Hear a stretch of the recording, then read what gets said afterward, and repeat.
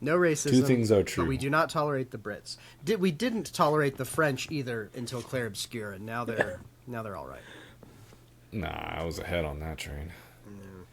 Is there going to be a British Clair Obscur that wins them into everyone's graces? No. No way. They're too complete. Beans and toast RPG. Yeah. They'll be like, have you heard of Sticky Wicket? And you're like, what is that? Isn't it? Sticky Wicket.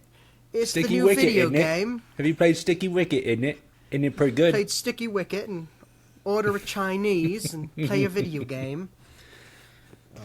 Ordered Chinese? Is that a British thing? They call Did it you say order a Chinese? That's what they say. They say that's what they call it. They say order a Chinese. Would you have a Chinese? Look it up. That's No what way. they say. You're making stuff up I'm right not. now. This is real. This is why we can't allow them on this podcast. It's a whole thing. Order a Chinese. Why do you know that? TikTok.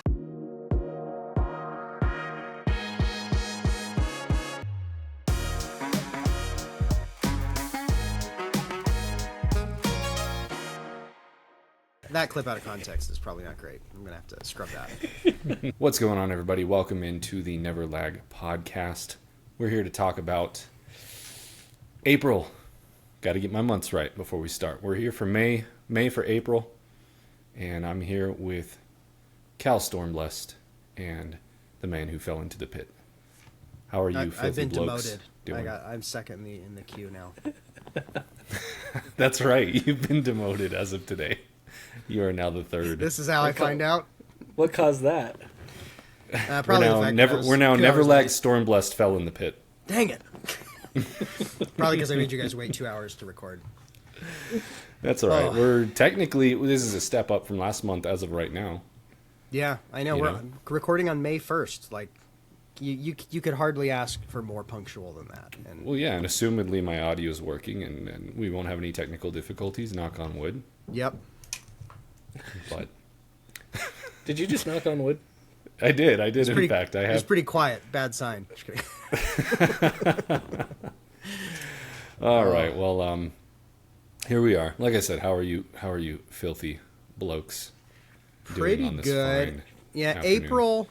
April was a terrible month because I went on a lovely vacation, and that took time away from video games.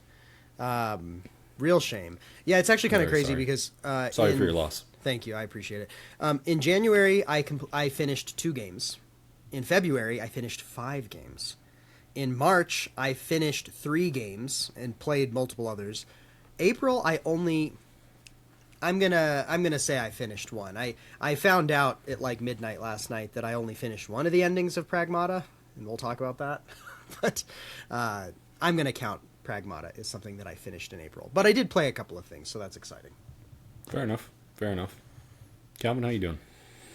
Doing good. I have not really been gaming much this last month either. I did not go on a vacation, but I've... And you did. I have no excuse. He should be demoted again for that. Yeah, you're demoted. Never Lag fell in the pit, Stormblessed.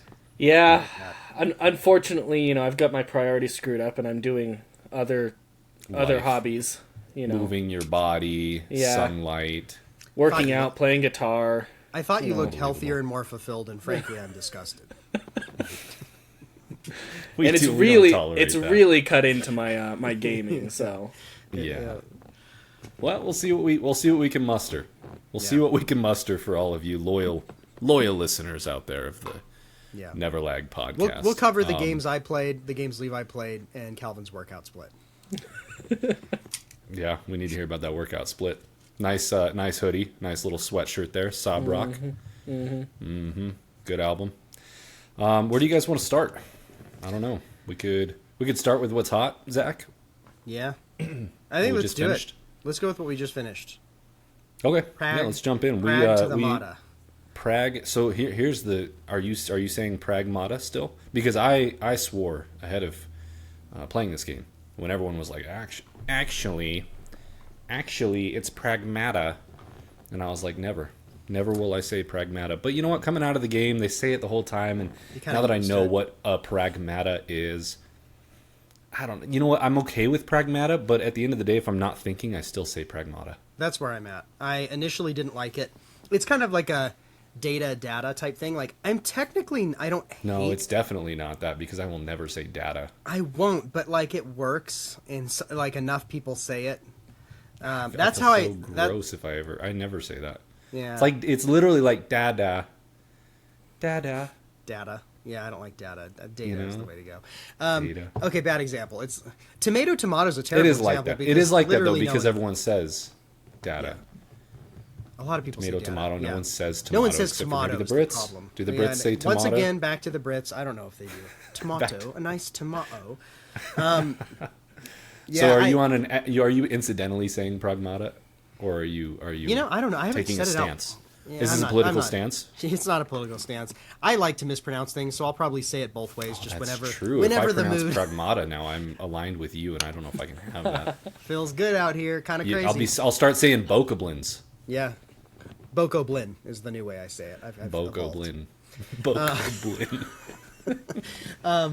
Anyway, yeah, I said pragmata, and then they kept saying pragmata, and so I kind of it's fine. I'm gonna It is throw what it is. that. I'm gonna throw that into conversation now instead of tomato, and be like, Pragmata. Honestly, it's better than tomato because people are saying both pragmata and pragmata. No one will have any idea. I haven't played the game, and every time I hear the word, all I can think of is pragmatic. Pragmatic. That's all my brain thinks of. Which No is one funny will- because I didn't think of that at all. I just was like, anytime someone would say Pragmata, I was like, Pragmata, what's the matter with you? Yeah, it didn't ring any bells. Although it's funny you say no one will know what you're talking about because we had a guy come to the door a couple of days ago because fiber optic internet was installed. Quantum fiber, whatever, was installed in our neighborhood recently, and there's a guy going around telling everybody like they're doing like discounts for anybody who signs up for it because they just installed it. And so I was talking to the guy, and it turns out he's currently playing Pragmata, and so we were like small world. So you right? bonded. We bonded, and Did you get a discount?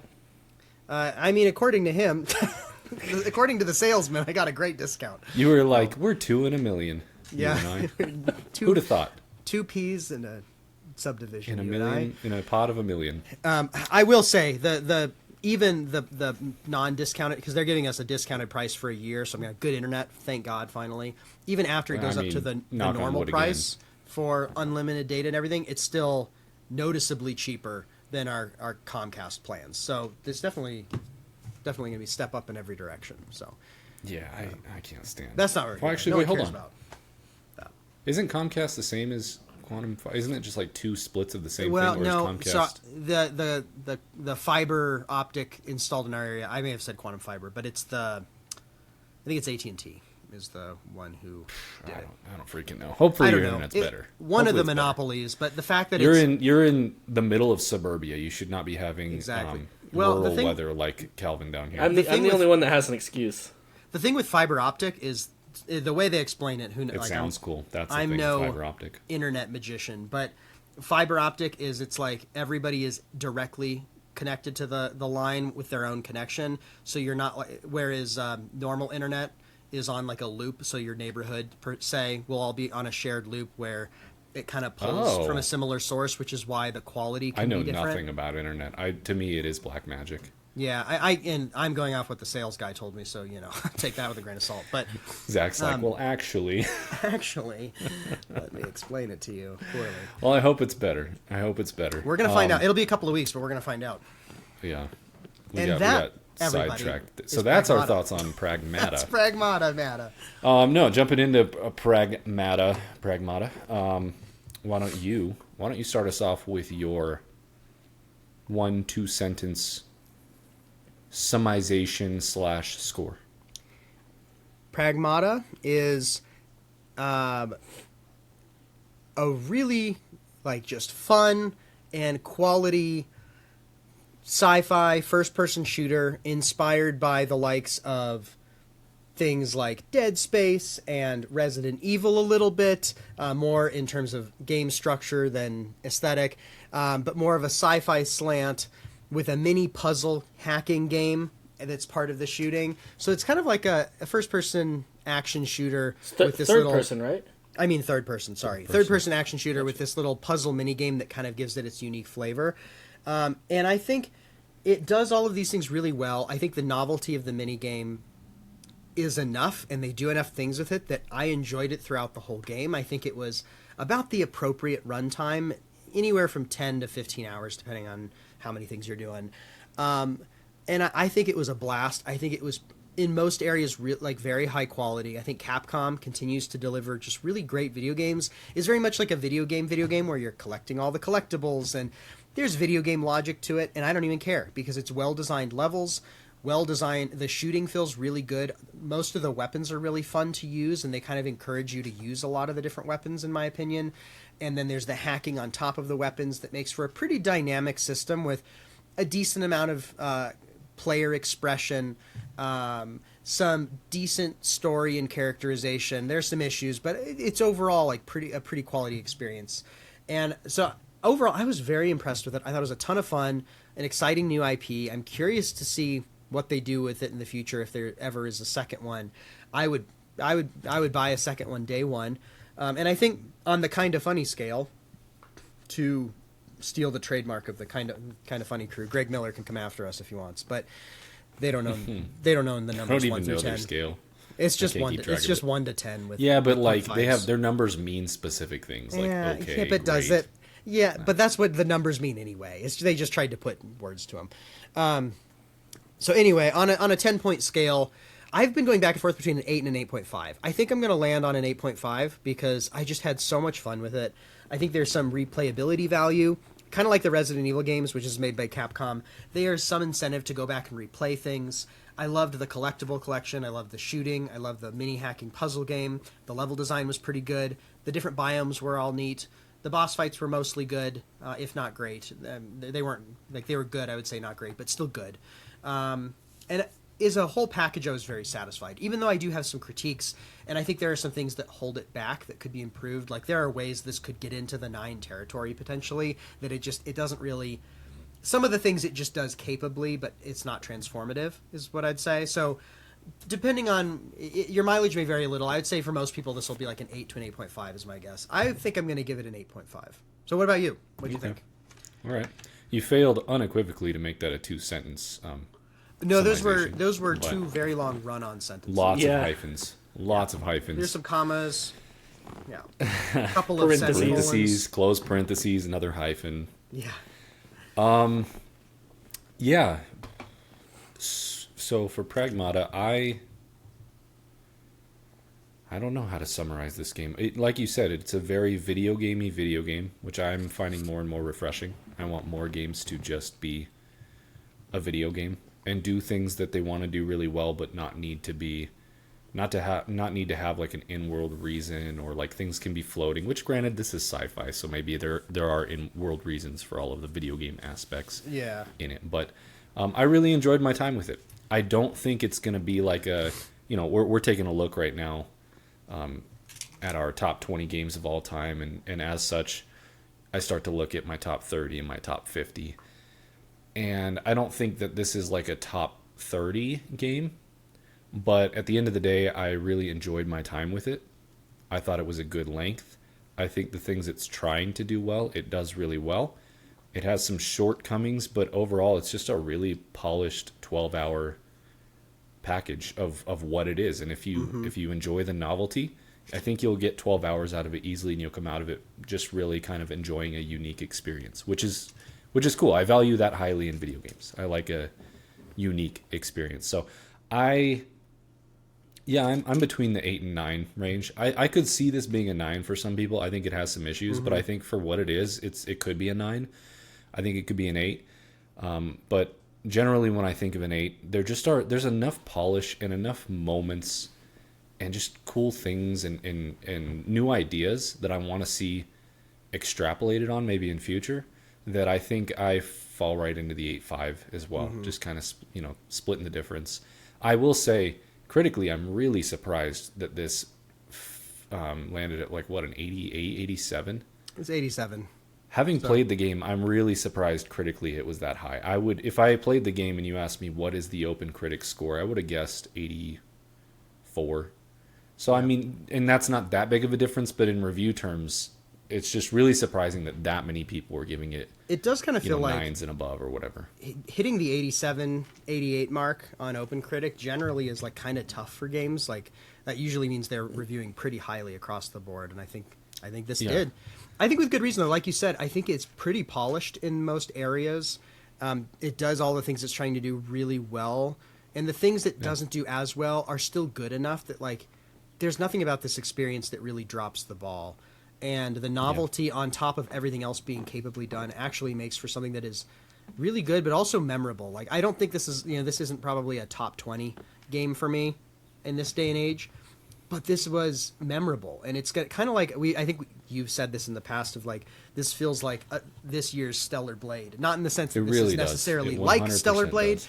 but it is in the sense that it is a unique sci-fi that is doing something unique in It kind of some comes way. out of nowhere and has Comes a out of very nowhere. unique feel to it. It's more about like existing in this game.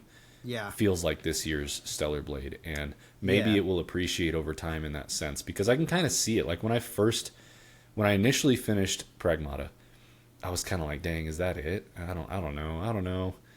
And then I went back and you didn't know about this, but after you beat the game, there are some like post game things that the game is like, hey, now you can do this. You can start a new game plus, or you can reload your save, and now there's this kind of like new area that's unlocked that has a bunch of challenges for you and stuff and blah blah blah. And I was like, okay, I'm kind of not ready to be done with the game. Let me hop in and do this.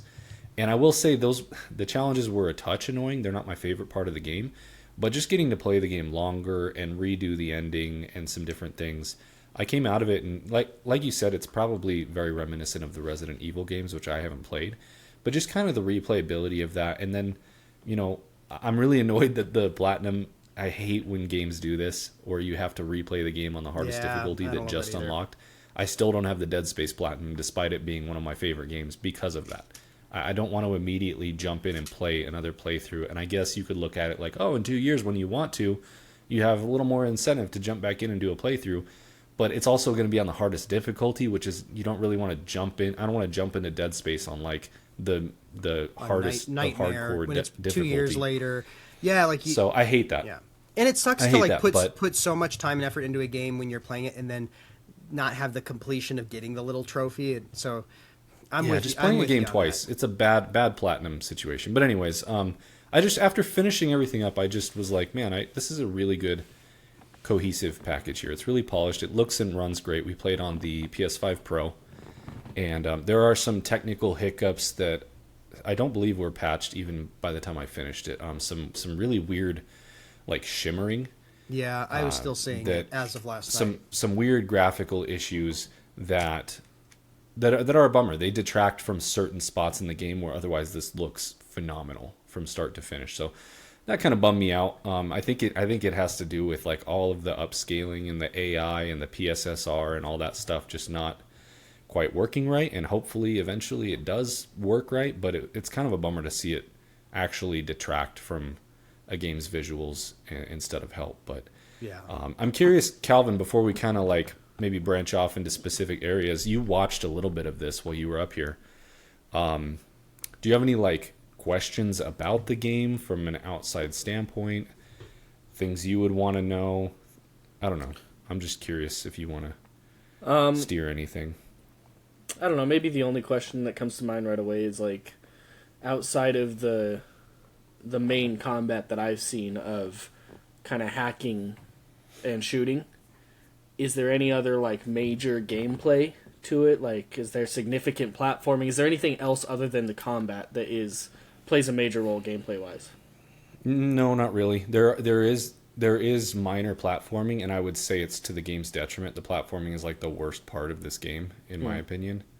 I don't know if you even registered with that, Zach, but like It was there mostly are whatever. there are a few segments where you're kind of platforming around, and by and large, like if you're not just moving through a level, the platforming's fine enough. Like it feels good to move around and boost around and run and stuff. But like the second it actually asks you to platform and like avoid things or reach this platform, there's a lot of like I'm trying to think of another game that does this, but it's kind of Ratchet and Clank, where there's a lot of like sim challenges that you can do where you go into a simulation and like half of them are combat and half of them are like actually platforming sims where you are just like trying to get from point A to point B.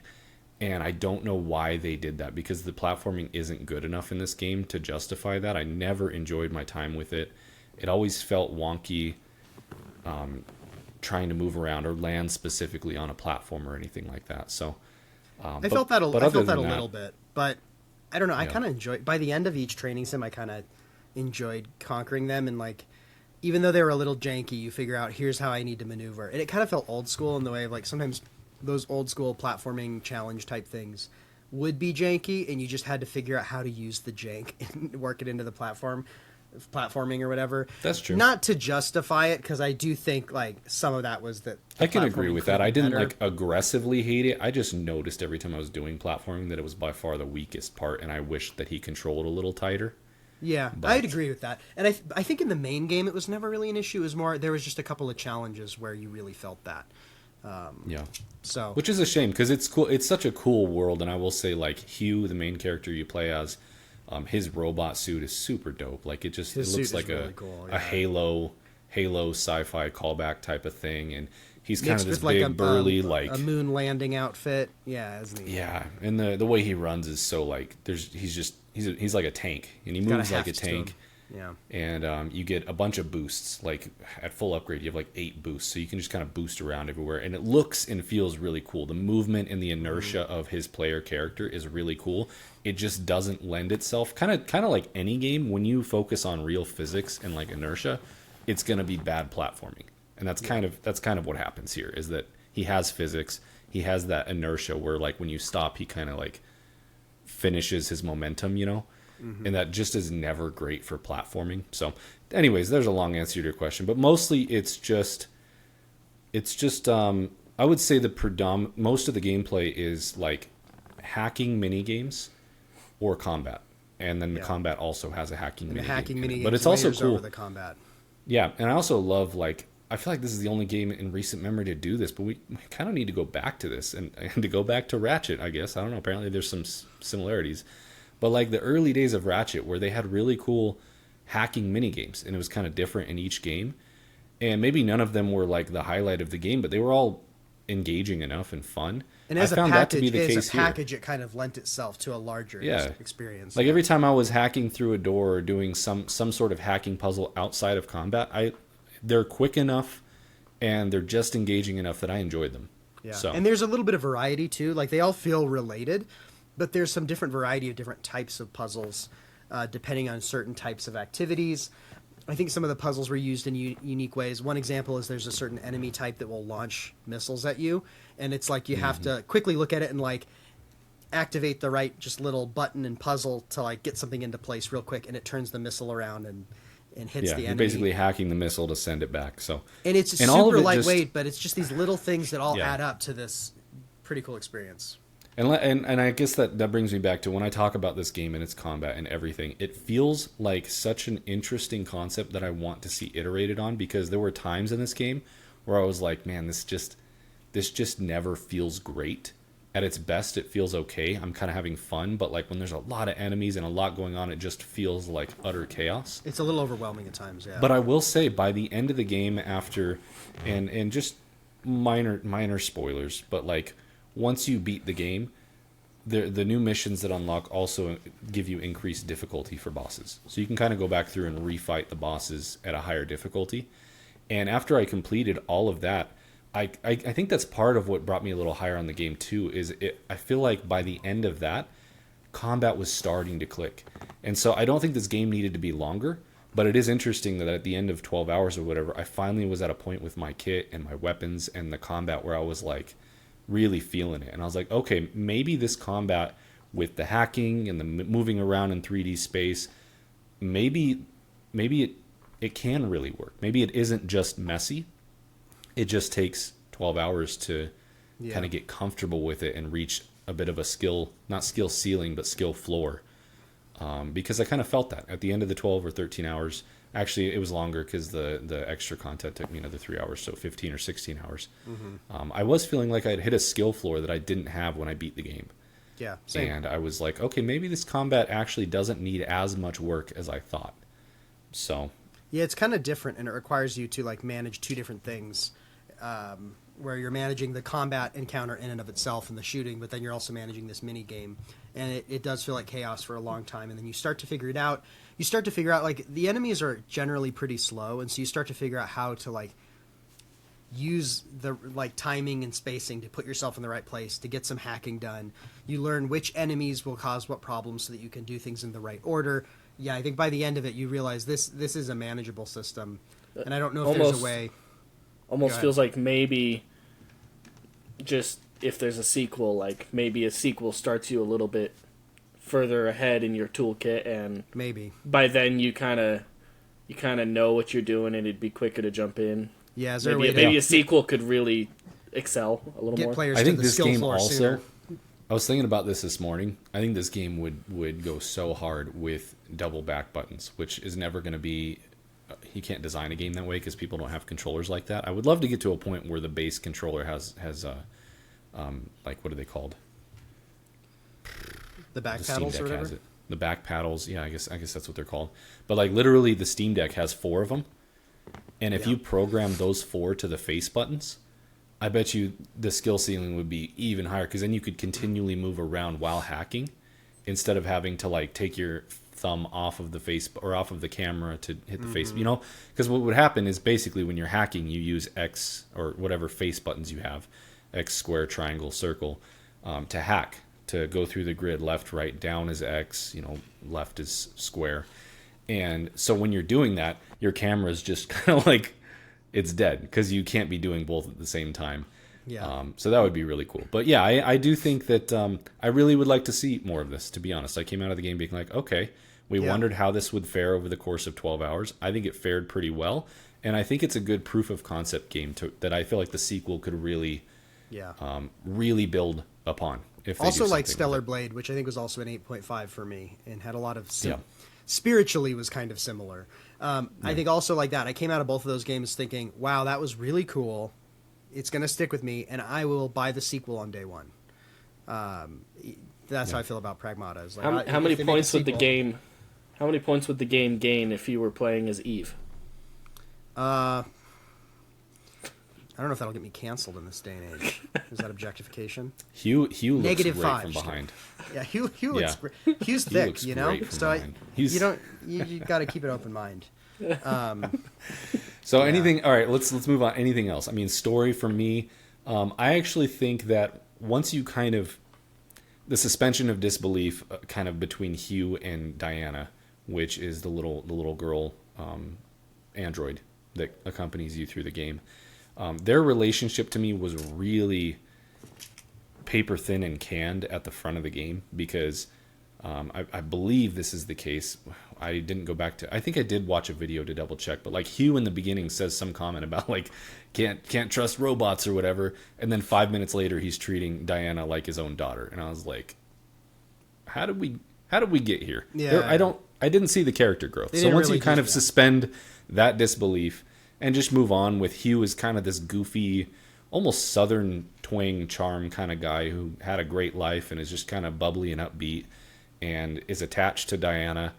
Once you kind of just are there, I actually really enjoyed the characters. I enjoyed the story. I thought the story had just enough meat on the bones and just enough of a little twist and things Yeah. going on that I was like, you know what, that was a good ride. That's how I felt. Like, it didn't blow me away. There were some things maybe I kind of saw coming, or at least the shape of the story, like had a sense of what it was going to be. But there was enough to it and enough like flavor, and the twist was fun, and not it's like a huge, but like the story beats were fun enough. And then I didn't really have a huge issue with Hugh and Diana because I from the start kind of accepted this is, dad simulator as well. Like she's like kind of like your kid. And it's the anti-grumpy dad simulator. It's the which I actually really liked. I think other Yeah, it's nice. people have It's talked refreshing. about, a lot of times you have the very stoic lead character. And so it was fun having Hugh be just kind of like an upbeat, normal guy who is like, and Diana being an android, she has kind of the whole trope of like wanting to learn about what it means to be human. And so, which is also very childlike. And so he's showing her, and another fun thing is some of the collectibles you get while you go through the various areas are like toys that fill out your little hub base area. So you'll get like a little beach set, or you'll get a little tree house, or a skateboard, or whatever. A slide or a skateboard. And or you whatever. fill out different areas of your little hub area that are all differently themed, like things kids would play with. And so it was kind of fun to like find an item to give to Diana, and she'd be excited and play with it. You go to the hub and you'd see her playing with the skateboard or whatever, and it was just enough that it actually felt like endearing. And so even though, yeah, they didn't really do I kind of wish they just didn't even have him distrustful at the beginning, because it's like, that's not really... Yeah, I don't... They're not like focusing... I told you, we talked about this. It felt like something that was from previous story that got scrapped. Yeah, or like maybe a there was draft supposed that to be changed. more of a character arc, and then they just were like, nah, but that line somehow stayed in the beginning of the game. Yeah, That's what kind it felt like. I agree, and it didn't need it, because the point of the story is not Hugh needs to get over his distrust of androids. It's Hugh kind of takes on the mantle of being a father figure to this android girl, and then the story is like you enjoying that and like being And a parent. he was like so well adjusted too. Like Diana will ask him about his childhood, and he'll be like, "I was adopted, and my parents loved me, and it was great, and I loved to travel a lot." And he's just like this super normal, like no issues guy. I kind of love it, whatsoever. because we always get the tragic backstory, and it's like, you know what, this Yeah. really worked. And He's I like, will yeah, say, my childhood was great. without any spoilers, by the end of it, like, because you're going through like this whole sci-fi story with Diana, there's enough that happens that like it actually pulled on my heartstrings. And even though like the story wasn't anything crazy, and I don't think Hugh or Diana were like the deepest drawn characters ever, and their character arcs weren't anything crazy or even surprising, it was still well done, and it worked. Of like, she feels like your little daughter, and by the end of it, as you're saving the day and trying to stop the big bad of the space station or whatever, there were some moments that actually got to me a little bit. And so even though it's not like a transformative piece of media or something, it still got some emotion out of me, and I think that counts for something.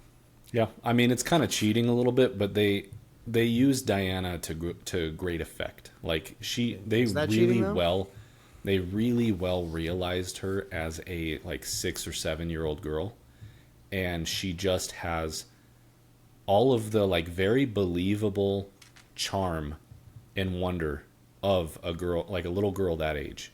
Yeah, someone with it comes daughters, I feel like across- it felt pretty honest. I mean, honestly, for you, it reminded me a lot of your Yeah. oldest daughter. Like Totally. a lot of time, I was just like, "Oh my goodness, this is probably hitting hard for Zach." I think maybe there's a little bit of that, but I feel like it's not cheating, because I played video games where the little kids often either feel overly like they feel like caricatures, and she felt very like she accurate. felt believable. I felt like. Yeah, and then like kids often are either super annoying or they're super mature for their age. Like Ellie from The Last of Us, her character was good, and it makes sense. There's a whole different thing. But sometimes it's like the kids are like in a different place, and it was kind of nice having her feel like an actual child. It's like and it worked for the vibe as Hugh kind of being her father figure. Like it all just worked together well, and in some ways that's cheating, because it's like you have a cute little kid who's endearing, but in other ways I think that just shows they did a really good job, because I think there are games that have the dad simulator elements that don't land the same way.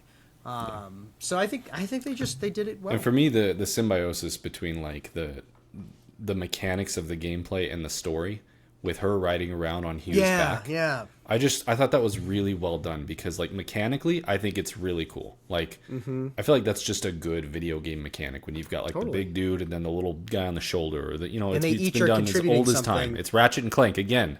It also kind of justifies. It kind of reminds me, Ratchet and Clank. Kind of reminds me of in Dark Souls, where it's like they did the genius thing of explaining why you die and come back every time, because that's just a video game thing you have to suspend. But in Dark Souls, that's actually the lore, and that's kind of mind blowing.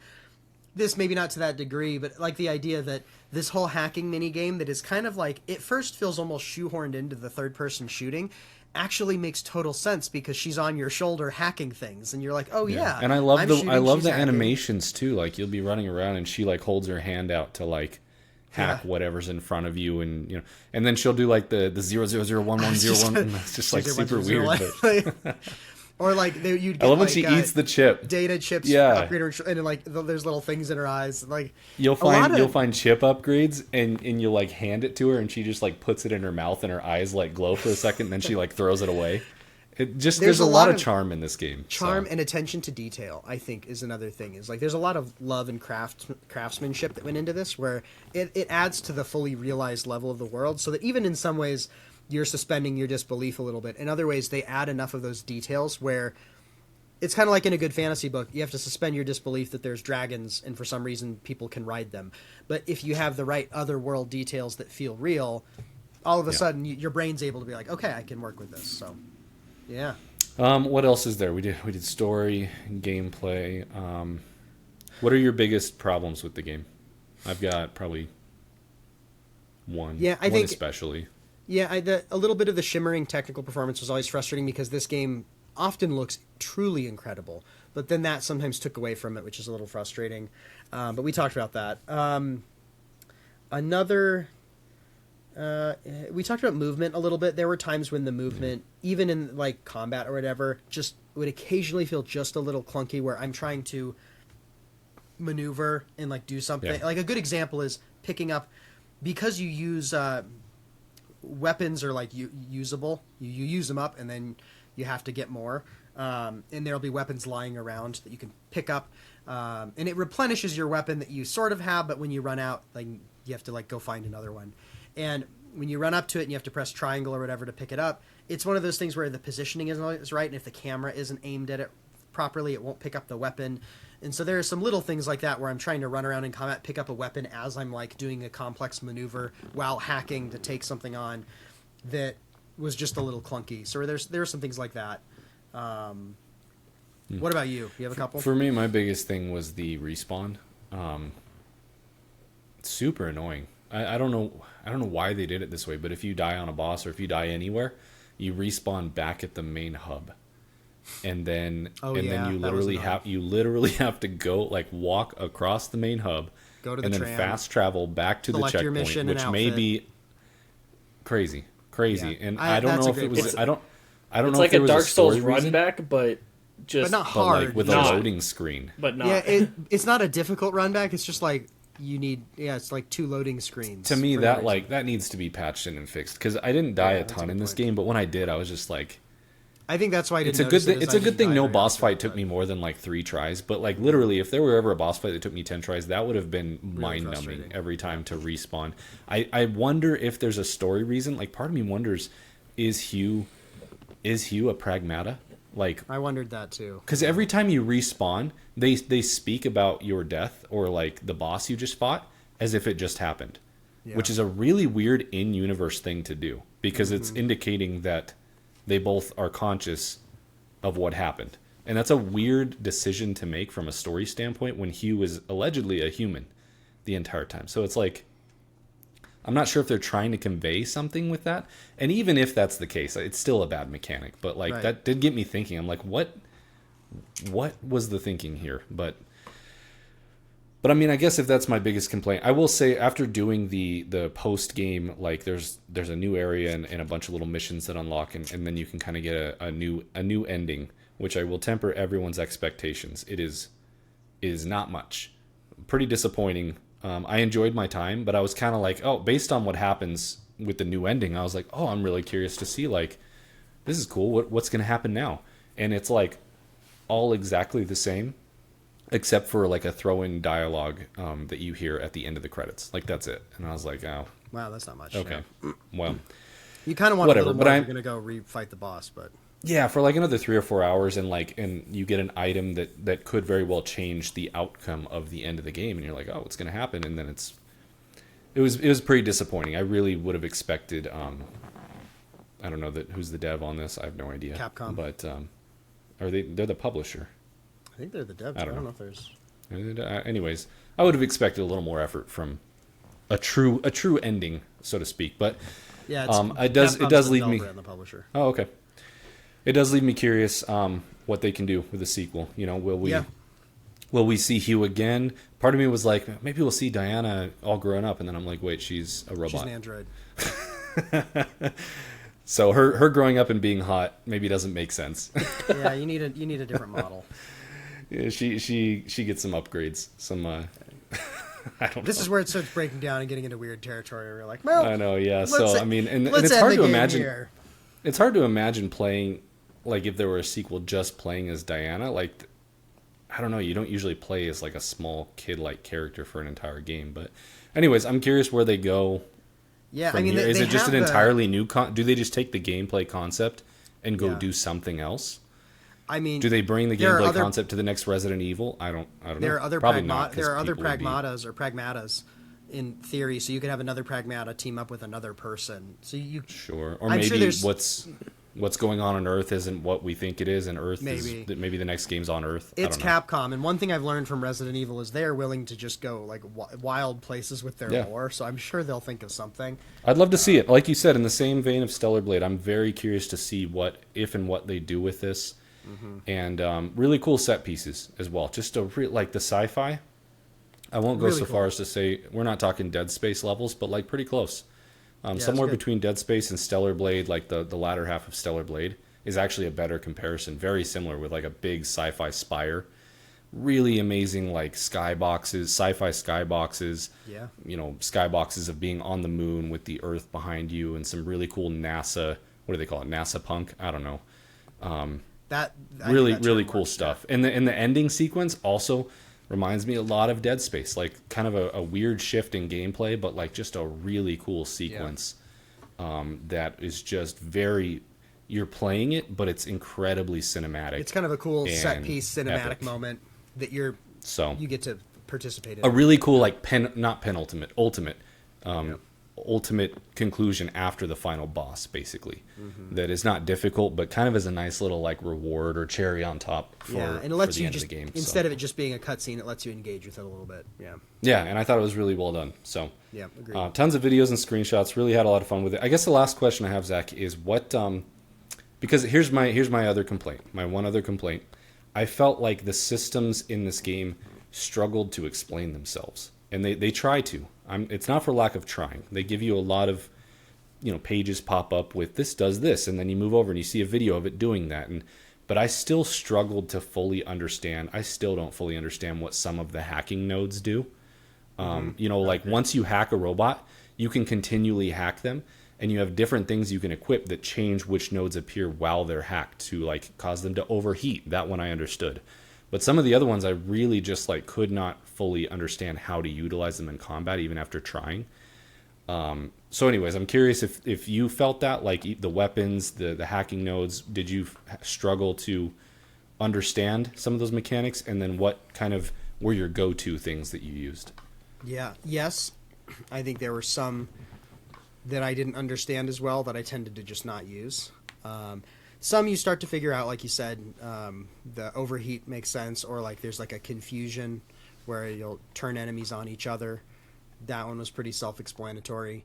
And then there were some where maybe they were more ambiguous, or you wasn't sure what was happening. Same with weapons too. Like there'd be certain weapons where I'm like there was these mines you could shoot, like hacking mines, that which I actually kind of liked by the end of it, but I still didn't fully always understand what triggered. Like you would like shoot this mine and things would get trapped in it, and then you'd hack them, and sometimes it would cause chain reactions and blow them up, and sometimes it wouldn't. And Interesting. See, that's an example of it not explaining. So the mines were something where I was like, I don't like the look of those things. I'm not touching those things. They don't make sense to me. But I will tell you, after going through the harder versions of all the bosses, the mines became my MVP because I started using them. And I will say, this is a W for some of the sims that they put you through. The sims do attempt to give you a specific kit and are clearly asking you to like learn how to use this weapon or this kit to great effect to beat this in the correct amount of time. And so they probably needed a little bit more of those combat wise and less of the platforming ones. Yes. But for me, the mines at the end of the game were clutch. Like they were, and basically what happens is you put down a mine which has a radius or a sphere. It just kind of sits there, and what you can do, which is so great, this is what I found out. When you take, this is hard to explain to people who haven't played Pragmata, but like you have little nodes that you can take in with you, and if you cross them while you're hacking, they will change the effect of the hack. So some of them are a multi-hack. So if you cross through it while hacking, it'll hack everything in a certain radius of that enemy. Very helpful. There's other ones that can cause more overheating or can freeze the enemy. There's a confusion one where if you go through that and hack, it'll be confused and attack other enemies for a time. But the great thing about the mines is that if you place a mine down, it sits there with a big radius, and you can hack the mine. And so when you hack the mine, all of the nodes that you have on you that you brought in for combat will be on that hacking thing. So if you hack the mine and then go through confusion, multi-hack, and freeze, and then hack it, that mine will sit there for like 30 seconds. And anytime an enemy enters its radius, it will go off and execute that hack. So you get to use that like repeatedly. And like you said, if you get 2 or 3 or 4 enemies that enter the area, they'll all just like get confused, multi-hacked, and freeze. And it's just like this continuous bomb that goes off. They were really, really effective. And that's what I was going to say is like I didn't understand those, but it was the training simulations that, especially I think it was the last one in particular, you have to use that mine to finish it, and you have to use it effectively. And once you figure, and I think the simulations were great for that, is they forced you to like learn them, because by the end of that I was like, the mine is really good. And so you start to learn how to use your different tools so that you're not just using the shotgun all the time or whatever you might normally do. So through the game, my two main weapons were the shotgun and the charge up laser. Yeah. Mine was the shotgun. I liked the riot blaster, which shot like a little bomb that knocked everybody over. I liked that one because it would like do a little damage, knock everybody over. I could get a hack or 2 in, and then I could switch to shotgun or whatever else. Yeah. I also really liked, there's a weapon that blasts like a giant wall of code, and it adds a bunch of extra hacks into the hacking grid that will like basically make your attacks more effective. I really wanted to make a build with that because there's another node you can get in your hacking that amplifies the damage of your next hack. I wanted to make a build where I used that and then blasted the thing and then did like a crazy time, and I never really was able to execute that build. But I was once or twice in the training simulators. I really do think they did a good job with the weapons, even though it's such a weird combat system that I don't think fully is able to explain itself well. But like that's another reason why I would like a sequel to this, because the weapons are so interesting, and I am curious to kind of hop into a harder playthrough and to have to really get used to the weapons and have a build and like really just achieve more of that skill ceiling that I feel like I started to achieve by the end of the game. So really cool weapon design. Again, almost Ratchet and Clank-esque. It's kind of funny, but like there are some wacky, interesting weapons that you can kind of pair with this weapon and this weapon, and they do literally some have a interesting decoy things gun, with. which is very Ratchet and Clank. Yeah, they have a decoy. There's no Groovatron, unfortunately. There is no Groovatron. Maybe next time. Maybe next time. So there is Pragmata. We talked about it for too long, but it's a very interesting game. Yeah. Very unique. Very worth playing. Yeah, I think it's worth playing. So. And I think it was $60 too, right? I think so, yeah. Correctly? I think it was $60, which is also another 60 without the nice DLC touch to see a developer. And it's Capcom. Capcom's Resident Evil. Like they're killing it. You could see them justifying to themselves we're Capcom, etc. But I think they understood this is a new IP, and also just like I don't know, it was nice to get it. $60, great game. I know some people were complaining about it being too short, but I think 10 to 20 hours, depending on how much extra stuff you do.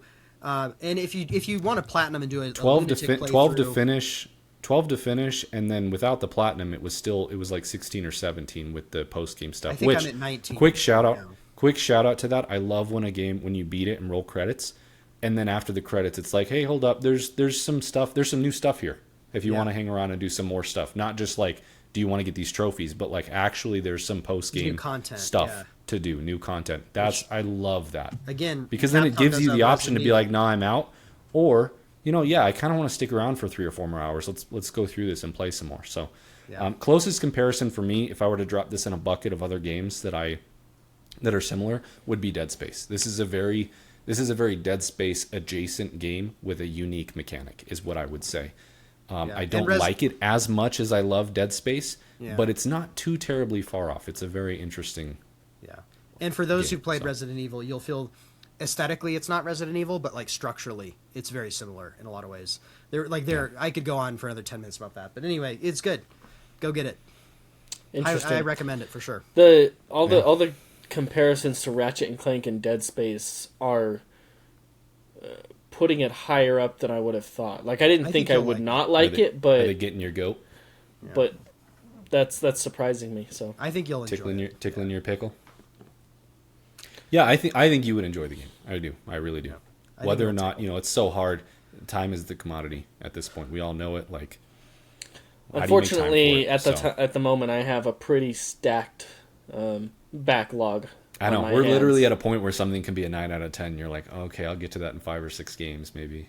Yeah, know. my So- my immediate backlog is kind of insane right now. So Yeah. Real brief segue, I guess, so Calvin can talk about something. He has started Red Dead Redemption 2 officially yes, on the Oh. PlayStation 5 without a 60 FPS patch. We Yeah. had him download it. We were like, let's see what we're working with here. Let's see. Let's just find out. And he booted it up, and my God, that game looks phenomenal. Still at 30 FPS on PS5, It looks it's that good. mind blowing. It's still Yeah. the best looking game ever made. I just It's Red crazy. Dead- Making me want to start Red Dead, and that I don't have time for that. I got Sorrow. But So- you know how it's been. Yeah, I know. It's been It was 8 years? 2018. It's been Yeah, 8 years. And you think, all right, we're going to go back and we're going to be like, oh, okay, we've moved farther than we thought. And nope, booted up. It's just like, how did this game exist and run on the PS4? And also, where has everyone been for the last 8 years? How did we not? How is this still the best looking game ever made? It's wild. Really So- makes Yeah. me curious what GTA is going to look like. I know, high bar. Like high bar, but also like Can they- anyone can pull they it hit it? off. I Yeah. imagine because Um, they could do that on see. PS5 at 60 FPS. so You know, so whatever. Zach, you I know you've played a little bit of Red Dead, but you never actually like played. He through got it, to did the you? Lenny section and I then got he to blew up Lenny. his horse and that was the end. Gotcha. I had a good So time. I am now further than you. Okay, yeah, that's one of those games where the point in my life I had a lot going on, and it was just life stuff. And Well, you got to get to it this year before the top 20. Yeah. I do feel like I got to get through Witcher too. We don't have to talk about it at length on this podcast, but I That's want a to finish lame Witcher. game. I That's a want to terrible finish. Yeah, I will say I'm feeling the age of some of Witcher's systems, even though I'm loving all of the. Like, I will, content. yeah, definitely. Witcher to me felt old and I had a hard time, so. Yeah. Red Dead, not the case. Man, that game, 8 Yeah. years, it has aged like fine. It hasn't aged a day in its life. It's crazy. Red Dead has always been one of those games, kind of eternally on my backlog, and it's one of those, especially as we've been discussing our top 20 all-time games and everything. Yeah. It's one of those games where I'm just like, I know I need to play this because I'm pretty sure it's gonna be on my list somewhere. I feel like it'll be on mine too. I just need It to has to figure. be. There's um, no way. There's no way to remove Red Dead from your top 20. And so- It's I feel impossible. like it could be in my top 10 potentially. Yeah, You can't unsee it. and so I always knew I like needed to play it and I wanted to, but I also kind of was like, I feel like I need to play it on PC or something just to have 60 frames, and it's a very smooth 30. I hardly notice it. It's very playable. It's mind and blowing. it's like Levi said, it's All right. still Well, we'll kind of see. one of the best Phenomenal. looking We'll games see ever. if I can get to it. Yeah. And I've so actually far, thought about it a couple times recently. I And I he knew started I would- playing. It's one of those games where once he started playing, I'm like, I want to play. I don't have time. I want to play it. Mm-hmm. It's so good. also Maybe I'll put Saros on hold and just jump into the old west. I beat 'em should have known from my brief time watching you play back in the day, Zach, but I knew I would like it and the story would be good. I'm surprised at how funny the game is. Dude, that too. Yeah. I didn't It's remember. very funny. He was playing through it, and it's hilarious. The writing is incredible. Yeah. Right off I do the rip, remember Arthur. like there's like a drunk Yeah. priest.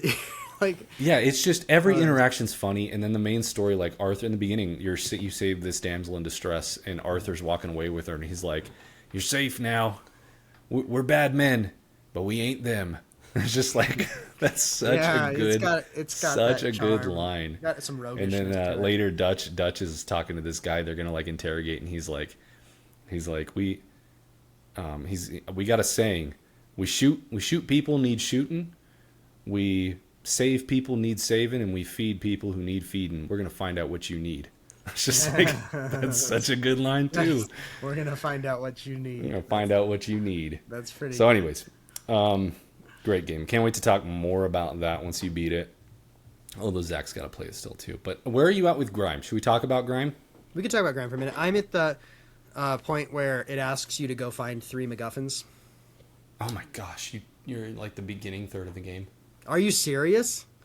Okay, well, I mean, that's like in Hollow Knight when you get to the thing and it's like there are the 3 dreamers. I'm trying to find. I'm trying to find the first MacGuffin. Oh shoot! I will say. So I went on vacation, and this always happens, and I should. You're know like, I'll better. play all these games on my Steam I think. Deck. Well, I thought I'm just gonna play Grime, and I'm going to make a ton of progress on it on the plane and wherever else. And I played a little on the plane. I did not play a whole lot on vacation. I played a little. That's that. Okay. The thing is, Well, when I've let's- been home, I've been playing Pragmata, and then there's Saros, and then I also have books to read. No books. Don't read books. Books are Something's for got to give, and I think it has to be work in my family. Yep. Yeah, for sure. Well, let's shoot, I was gonna say we should save Grime for. We could save Grime for next month because I'm going out of town in May as well, As am so I I. won't have as much. I don't know if you'll get through Grime. I'm wondering if Grime may never happen for you at this point. Man, I don't. It's tough because I love Grime as a franchise, and I'm enjoying Grime 2 a bunch. But Saros is really compelling, and now you've got Red Dead in my head, and that is like He's got Red Dead head. got Red Dead in the It's redhead. it's I contagious. will say you're the grime boy. You're the grimy boy. I'm the grimy one. I did the Grime review, my first ever review. I really enjoyed Grime, but also Grime to me is just one of those games where once I beat it and put it down, it doesn't stay with me for whatever reason. And I found the same to be with Grime too. Like it's really interesting. It's really weird artistically. It's pretty sound mechanically, good combat, good traversal. Grime 2 has great traversal, but like something about it just doesn't stick with me when I'm done with it. Yeah. So I don't know what that says about it. It's just a personal thing maybe. It's a Yeah. really good Metroidvania, but as we've discussed, I feel like even really good Metroidvanias don't stick with me. I feel like Nine Souls stuck with me. Hollow Knight stuck with me. Ultros stuck with me. But Grime is just Grime. It's fun. It's good. But would I say it's a must play? No. Unless Metroidvanias are like your favorite thing ever. That's kind of Yeah. where I'm at with it. I It's a really good I like it Metroidvania. more. I don't know that like it's not quite Hollow Knight level or anything, but I the first one You stuck just really with me vibe enough. with the like It was world cool. and universe and stuff. It was I just think. fun, and and it's just fun to play. I think for me, it's like not my highest priority, but I also am having fun, and I want to fight the bosses because the combat is really satisfying. So it's kind of like Yeah. but I want to do it while I'm in it because it's also like if I get away from it, who knows if it'll ever happen. Okay. again. Well, I We'll see. don't have a ton to say about it right now. Yeah. If you're interested in more Go check thoughts, out his I review. could link the review, so we could Yeah. link the review beneath this, and then I'll do also I'm that, gonna yeah. do my games I played in April video, and Yeah. I'll probably talk more about it there. But like maybe we'll pin this, and if you do beat it, we'll come back and talk a little bit. I can more give a about little it. spiel. The short answer is I love it a lot. If you liked Grime 1, this is as good, I think. There are some technical issues. As good or better, Or maybe depends, better. There are performance issues. This is my biggest issue with it at the moment. Combat's great. Movement's great. Traversal's great. It's got that grimy design that if you like it, you'll like it. If you don't, you probably won't. Boss fights are really fun, and I'm just working my way through it. So not a lot. Yeah. I think your review is actually a very eloquent breakdown of it. So I'll link in this video. I'll link your review so if anyone wants to go watch it. But it's great. Yeah. It's good. I do think I've settled on the opinion that I did like Grime 1 better, but it's tough because the abilities, the upgrades, and the movement in Grime 2 are so good by the end of it. There's some really fun platforming by the end of Grime 2. I think was maybe even my favorite part. So Yeah. okay, do you guys have anything else? I have one other game I can talk about. Do we Since want I think it'll to be a minute. do a quick? We will. Okay. All right. We will. Enough said, I guess. Oh, some secret. let thing me, happening here. Yeah. You're not privy to. For- It's need to know. for It's me- need to know, and you don't need to know for another 5 minutes. Okay, great. So, no, I just really quick. Let me talk about Hades 2 then. Oh, Because yeah. I don't know Yeah. if or when you guys are actually going to get to Hades 2. I've played but some of it. I played some of it Yeah. in beta. So it came out on PlayStation, and I started it this month, and I haven't fully beat it, but I have. I'm quite a ways into it. You know how if you've played Hades 1, like when you beat the final boss, just like any roguelite, it's not the You have to end. beat gotta it beat the several you gotta other beat the final times boss to- 10 more times, and then it Yeah. turns out, oh, there's another final boss, and there's some interesting stuff Hades 2 is doing.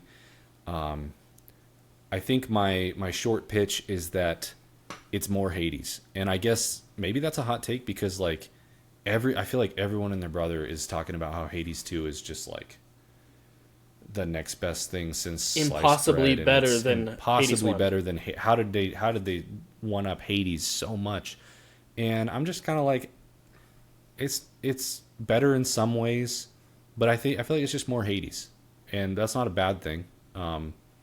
It just was a little overhyped, I think, for me, which is I could see it fine. being I did. overhyped, yeah. I tried to come into this not regarding so much of the hype because I had heard some other dissenting opinions, but the masses is very overwhelmingly positive, and it should be. But I do think at this point I still might like Hades 1 better.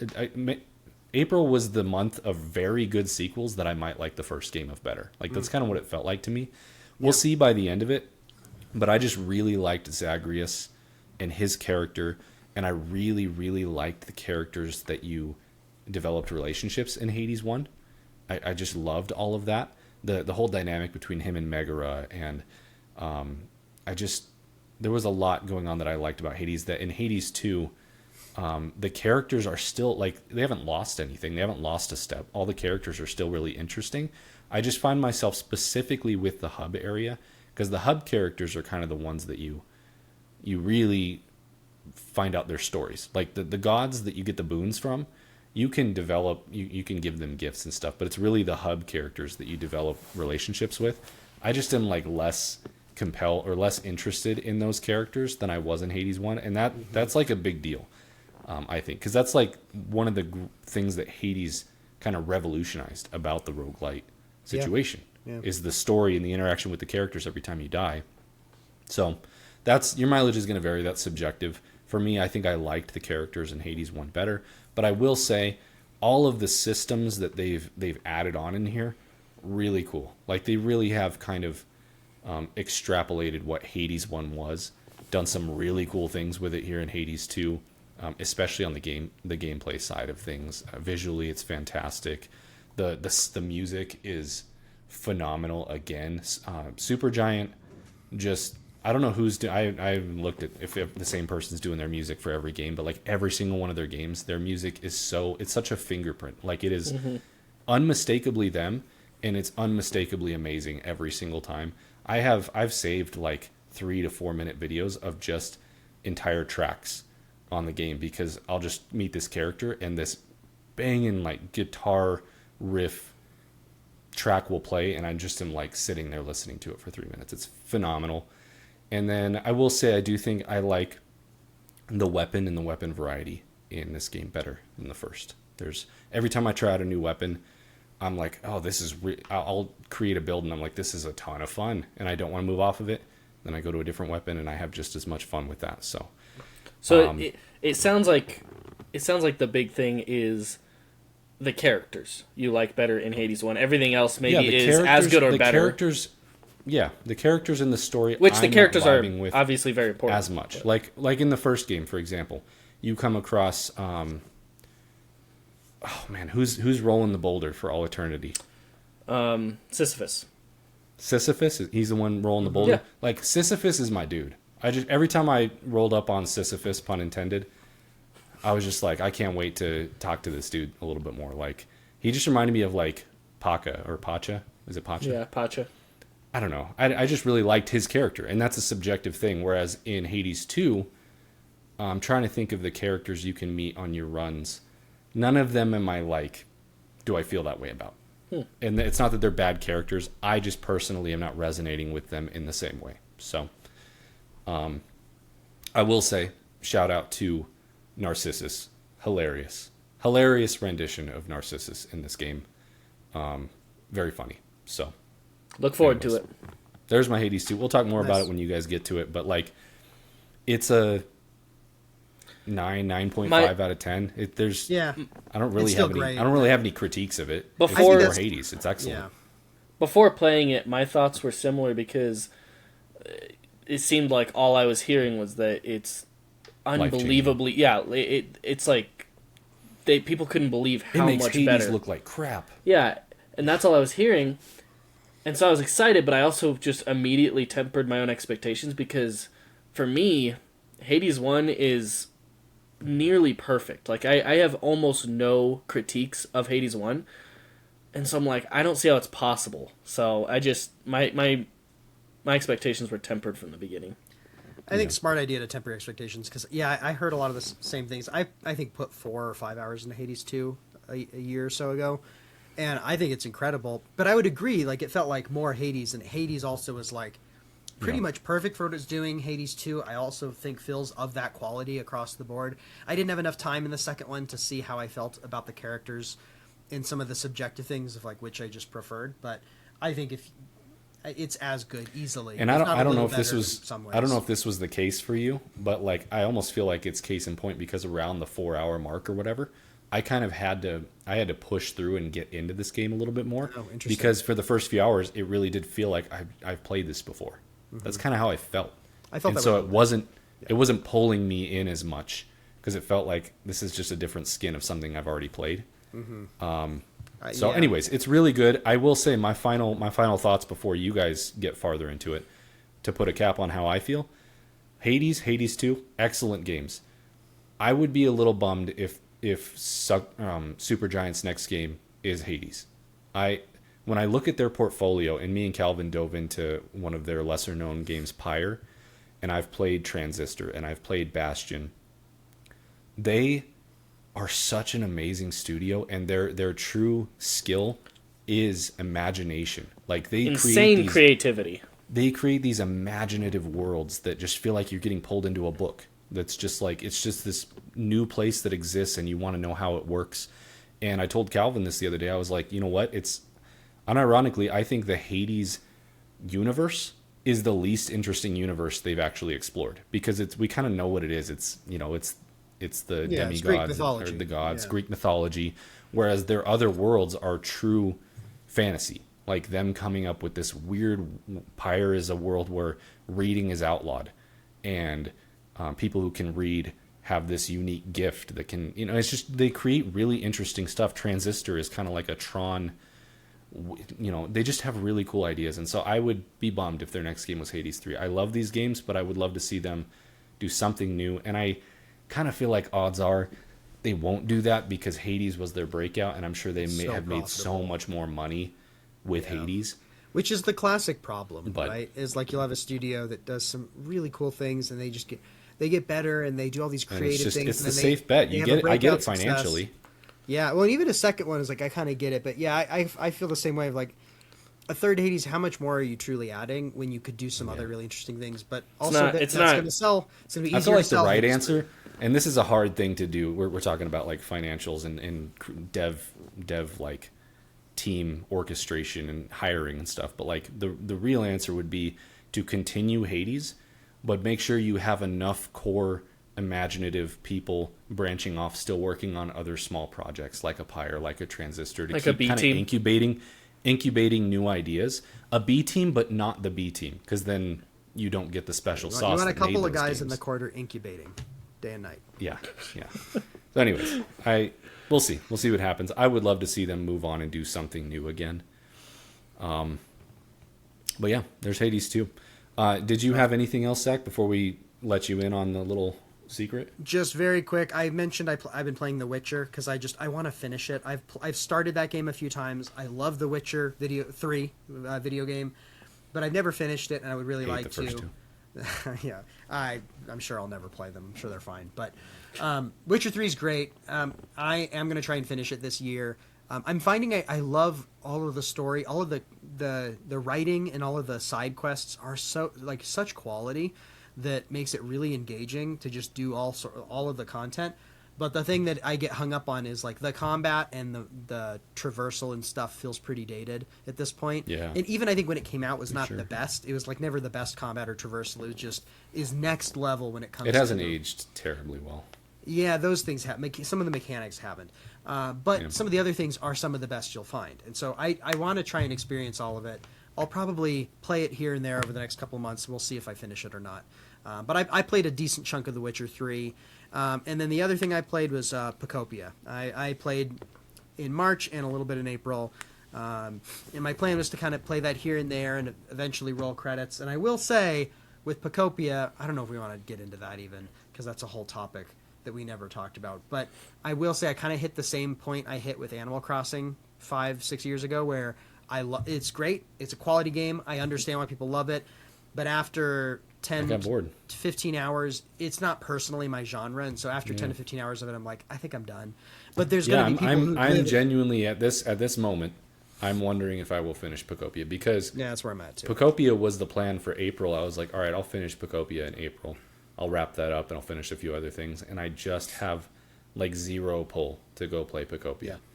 Well, that's where I'm at. And I it's don't know like, how many hours, 10 to Yeah. 12 hours. I just am like, I feel like I've kind of seen the loop, and it's not interesting enough to keep pulling me forward for me. So we'll see. I really do want to roll credits because I've heard good things about the story and whatever. But I do wonder if it's just you got to be someone who is vibing with it, and if you're not, you're just not. And maybe I'm just not. yeah. We'll see.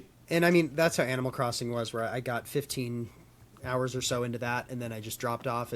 But there are people who still play that daily, and who live in Yeah, I those feel worlds. like if you are the right person, you could probably get 1,000 hours out of Pocopia. But I just Yeah. am not that Just a bunch of Same. haters. that guy. And that's where I'm at. I don't have the pull, and there's so many other games right now where it's like I could be playing Saros, I could be That's playing exactly Realm, it too. Is playing like I literally Red Dead. look at not just what's coming out, what literally is already out. What I haven't and done. have downloaded. Yeah. and there's just no reason to play Pocopia right now. Like there's 10 other games I'd rather be playing before Pocopia, and I Same. guess that's kind of telling. I guess for me. Yeah. So when the light crosses my face, we must end this podcast. Yeah. This is how we tell. Everywhere the light touches. This is how we tell when we've gone too long. Yeah. To end April, yeah. It was on the 29th. I was going to say it wasn't the final day of May. But Calvin and I, we don't have confetti. We need confetti, we need party. Yeah, we need to be dancing. Calvin and I have completed the laser hell from Split Fiction. Oh, Took us nice. far All the- too long. All the haters said it couldn't be done. Here. They didn't believe in us. I want to thank. I didn't really My necessarily mom. believe in me. Just kidding. Yeah, my mom had nothing. She would never have. She didn't even support me on my way to beating Laser Hell with you on Split Fiction. So She was. I want to she thank was Calvin. We Stumps had for many getting opposers. The freaking job done. That's really what happened. But You've come out through the other yeah, side. it was one of those things. I mean, I don't know if it's been a full year, but like, a few times when we hung out, we've spent. So here are the numbers. Split Fiction, I think, is about 12 hours to beat, maybe around there. So we beat the game, put it down, and then when we found out about this, we went back. My timer for Split Fiction is at 27 hours, 28 hours. I should have to check it again. It's closing in on 30, so we've more All than of that doubled. We've is more than Laser Hell. doubled our time in Split Fiction. Probably dang. 14, 15 hours on Laser Hell, which, if you are unfamiliar, is a super secret platforming gauntlet that would genuinely make the Path of Pain blush because Because is it it's harder co-op. than the Path of Because Pain it's on its co-op. own? No, but because it's co-op, Yeah. you're only as strong as the weakest link, and it may be Calvin, but it also may be me one run. Like if one of you dies, you restart from the beginning. Yeah.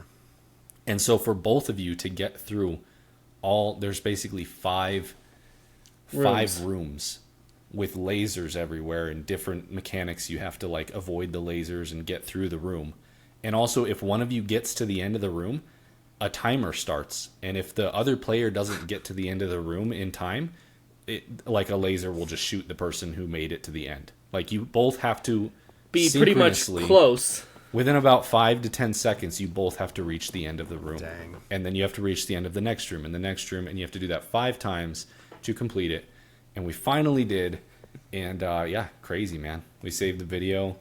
I was kind of in disbelief by the end of it. It's probably, been you long. probably feel untethered, kind of like, what's the point of even existing It's like, after that? what That's, do Yeah. we do? that was Yeah, anchoring you know- you guys to life. You know that void after like finishing a really good show or something? It's Yeah. like that's what I felt. I was like, what now? After you finish a good book series. I've you're like, accomplished "Oh, what do I do?" everything that I needed to accomplish in this life. My time on this earth is So. done. And also, we were at it for so much long The light enough. comes down and you guys just. Yeah. I mean, genuinely, probably like 1,000 attempts, maybe. I don't know. Oh, no, We were- we're I in mean- the thousands. Yeah. I mean, 100% we for crossed the 15 1,000 plus mark. hours. And I was telling him, I really wish there was a counter for like, how many times you've died, how many times you've tried it, which room you've died on. Like I want all the You want stats all on the this. data. Oh, You I want all get the- It would be You want all it the would data. be fascinating and terrifying. I want all the data. I know for a data. fact callback. room 3 Yeah. was our most deaths. Hazelight. I call Hazelight Daddy anyways, so maybe they'll give me the data.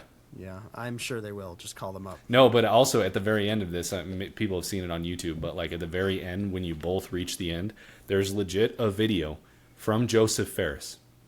Oh, Who's that's cool. Such a gangster. He's just like one of the coolest dev dudes in existence. Yeah. But literally, he shows up on a screen and he's just like Clapping. He's He just just start- yeah. clapping. He's like, "This, it's hilarious. crazy that you." He's like, "There's most people on our dev team can't finish this," and then he's also like, "If you," and this has already happened. We're I'm too not late, yeah. obviously, but he's like, "If you find me in real life and you're the first person who can prove to me that you beat this, I will personally fly you out to like wherever they are in Europe to show you a first glimpse at our next game." And like it's just like really, it's just a That's really lovely. cool like You should. developer. I'm sure He also- someone else has done it by now, but you should reach out to him. You never know. You should like email him and be like, "Dude, I'm positive we are too late, but I know, but, But I'll he's be like, cool. "Hey, what about what? Hey, can you check the data? Tell him are my we the brother- are we my the bro- 100th person? Is there something for being the 100th? Tell him my Or, brother pair? is so bad at this. He basically is like playing with someone with a disability, and I'll be I got like, him to achieve this. It I was, can show you. I can show you our hour counter. If I show you that we have 30 hours in Split Fiction, will you fly us out to look at your next game? Someone, might- hey, everyone, honestly, everyone, shoot your hype this shot. video. Let's get it to Joseph Ferris. All right. Yeah, everybody hype the video, but still, you should like try and find his email or something. Like, he might not respond, but you never know. Like if you can make it I funny, should send him some. I don't if you even can know how make to it send funny, him. like he might. At the very least, you might get a funny response from him or something. Yeah, I'll send it. Maybe if I can find a way to send him something. I don't even know what I'd send him though, because how do you verify a video over email like that it's us? You have to I think don't about. know. I But think anyways. the key is. I mean, you have a video first of all. I think that is probably an. I mean, you're probably not going to get them to fly you out, but you could have the video, and then if you can make it entertaining, I think that's your best bet. Yeah, well, If you can, know me, if I'm you not can make him entertaining. chuckle, that's what you want. Make him chuckle. Are we the 1 millionth? Are we the 1 millionth pair But are you? to get this done? But are you amusing more so than some of the other losers who got through that? Probably. Probably not. Probably not. So we did it. We finally did it. I mean, that's crazy. I didn't think we'd get that done. It is. I honestly is didn't think we'd come back to it or get it near done, the so. top of most difficult and impressive video game accomplishments, I think, for me. Yeah. So Well, congrats. So Brandy and I might play that game soon. She's been wanting to play Split Fiction, and we almost started it before the trip, but we were just too busy. the moment you two finish Laser Hell, I will fly you out to Fort Collins, Perfect. I can't wait. and Honestly, I will feel show like- you a first look at my next at whatever new my next apartment. review is going to be. Oh, at my apartment. Yeah, my apartment. I feel like I'm going to be the weakest link between Brandy Yeah. and I, probably, but we'll see. Yeah, or maybe you and one of the kids. I don't know. It's At hard. this It's point- so at hard, this dude. point, It's yeah. crazy. It's really And what's hard. funny is that I think I like It Takes Two better. I know I like It Takes Two better than Split Fiction, but like I mean, we doubled our time in Split Fiction off of this thing. Laser- Like, I wish there was a Laser Hell in It Takes Two. As 'cause I wanted to go do that, frustrating- you know. as frustrating as it was at times, Laser Hell genuinely like raises Split Fiction as a whole for me. It is Yeah. kind of Sometimes like it's the those path little of pain. silly. Sometimes those little silly things really make a difference, And it's like And the a people little that extra latch onto them something. really latch onto them. Like we spent 14 hours doing it, and it was just like one of those things where when it's done, Yeah. you're like, "Holy freak, we did It it!" changes Yeah. your investment with the game, and then also doing a Mm-hmm. little silly thing like having was it Joseph Ferris? Is that how you say his name? Yeah, Having the Joseph Ferris, like the veritable Willy very Wonka personal, of couch co-op. personable. Yeah, for sure. Having really is. him like give this like message is such a cool little, and it's not big, but it also probably feels like this huge accomplishment. Like that, I think Yeah. that totally changes your investment and experience of the game. So 100%. It was very personal. It was endearing, and like And- he even says in the video, he's like, "Not you watching this on YouTube. If you're watching this on YouTube, go play the game." He's like, "If Yeah. you're watching this in the game, I'm so impressed." Yeah. and it's just like it's just a cool And little. It was cool because, like, as late as we are, obviously we know however many people have finished Laser Hell, and there's videos of YouTube on it already. But we're so late, but that video was still very like again, personal, endearing, and it kind of was like that extra, like, oh, this is Joseph cool. Ferris is talking to us right now Yeah. because Right. we Kind of freaking breaking did the this. fourth wall in the after Yeah. something like that is probably pretty neat. That was cool. Really cool end of the month, and simultaneously a weight off the shoulders, but also a little bittersweet. Yeah. I told after we finished it, I was like, pretty Wanna soon go we're gonna just again? be like, hey, you want to jump in and do a run of laser hell, see how far we get, do 10 attempts. I genuinely Because of the might. muscle memory at this point. Yeah. Yeah. It is fun. Very good. We'll have to maybe I'll send you the clip, and maybe you can throw it in over the end of this or something. Who knows? I'll have it in my video as well. But All right. Yeah. anyways, Could be a good outro. that's it. We done? We're done. I think we have games to play. If I'm gonna get everything done by our next Yeah, podcast you got to start recording. Red Dead. And I've got I've Red got- Dead, Witcher, Soros, Grime. I got a lot to do. Yeah, I've got Red Dead, and that's going to take me who knows how long. yeah, he'll be done in August. Probably. I keep trying to make Red Dead like insane in the membrane, but like Red Dead in the redhead. In the redemption. This whole Just this whole the episode, syllables are and I not working haven't. there. Oh, it's killing me. This whole episode. It's like when something itches, you can't like. I don't know. It's anyway. Red Dead. Well, Red no, Dead what I and always the call it, redhead, it's like, nothing's it's working. Rudy do do do. That's the name of the game. That was Yeah, my yeah. joke with Emily all the time. Red Dead Redemption 2. Yeah. Rudy, you gonna go play Rudy do do do? Yep. All right, cool. Well, it's been real. We will we'll be back. We'll be back next month. June about May. Please look forward to it.